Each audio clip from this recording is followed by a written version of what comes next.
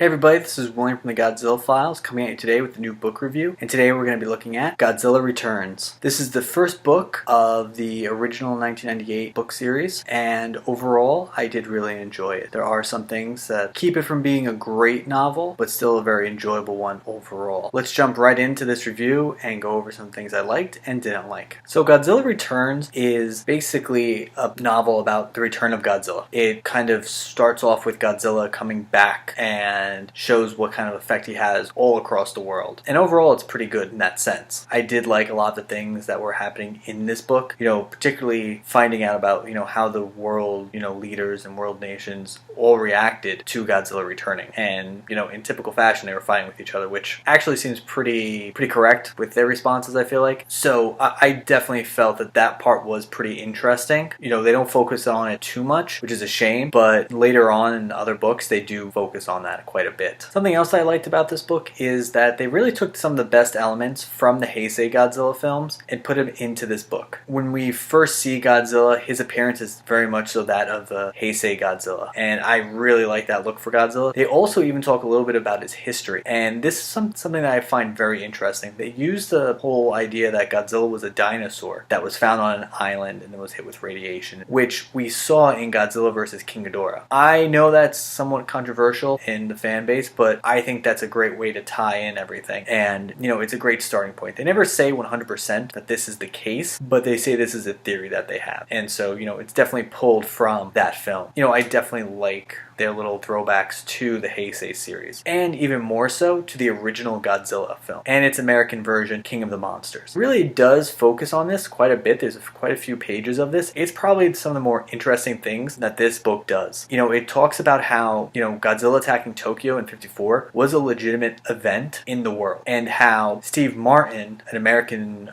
reporter, was actually there. He became famous because of the event. He wrote a book. He even, they even talked about how his story became a movie, Godzilla King of the Monsters, starring Raymond Burr, who was the star of the original film. And all that's really cool. I like how they do that a lot, and they even take lines from that film. And it's just an interesting thing, because, if Godzilla was actually a real event in this timeline, people would have reacted to it. There would have been books about it. There would have been, movies about it, documentaries. And it really goes into all that kind of stuff. So it is pretty interesting. So the world is aware of Godzilla. Most people think he's dead. So that's why when he comes back, it is such a big deal. Some other things I'm going to hit on are the battles. Overall, I think a lot of the battles are pretty good. The destruction scenes are pretty detailed. Maybe not as detailed as some of the later novels are, but for what it was trying to do and for being the first one, I'm going to give it some slack. I think that overall, it was a great starting point for this series. And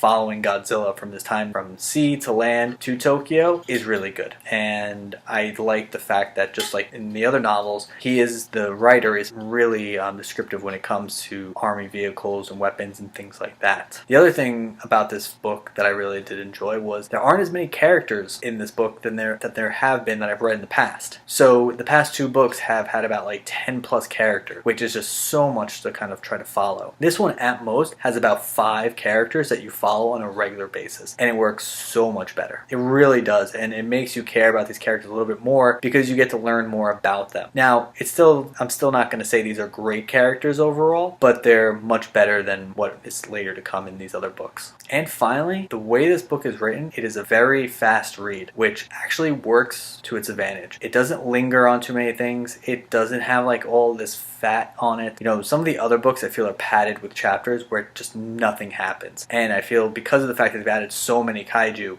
in later books, they kind of had to add more chapters to try to focus on them, but the chapters don't lead anywhere. Every chapter in this book has a point, and just focusing on Godzilla is probably the smartest thing that they decided to do. One, it makes it feel like a start of a new Godzilla series, because every Godzilla film series up to that point only had Godzilla, so I did like that a lot. And this one definitely, just focusing on Godzilla, makes him a much more interesting character as well. It helps move the story along. While there are a lot of things that I do like about this book, there are some things that I have an issue with. And this mostly goes with the fact that I feel like I was reading a novelization of Godzilla 1985, or Return of Godzilla. While this definitely looks from a different point of view than the film did, I can't help but feel like a lot of the plot points from the movie made it into this novel. And the first one is Godzilla attacking a Soviet sub. We see this in the film, and the book opens up with this happening ending as well. And it works for what they're trying to do, but at the same time, like, I wish they kind of went about it a different way. It kind of felt cheap in some ways. I have already seen this. It doesn't work, I think, the way they wanted it to. Maybe at the time, a lot of people didn't see that film or had that big of a knowledge of that film, so it could have passed. But being a Godzilla fan, I noticed very quickly. Some other things is that, just like in 85, they're covering up Godzilla's existence. So that's a whole big thing, in this book, just like it was in the movie for a period of time. Even the way they defeat Godzilla is still pretty much the same thing. How they did it in the film is how they did it in the book. A little different. They didn't attract him to a volcano. They brought him back out to sea using the waves of the birds and stuff like that. While maybe he altered it a little bit, it's still pretty much the same idea. Again, all major plot points from the film made it into here. And, I don't mind having some of those plot points make it in, but when you pretty much have all the major plot points from film, it does hurt the book just a little bit, in my opinion. So, that is definitely an issue to be aware of. Alright, everybody, let me know in the comments below what your thoughts are of this book, if you've read it before, or if you have any other questions about the book, and also leave those in the comments as well. And as always, guys, I hope you enjoyed this video, and I will talk to you all later. Bye.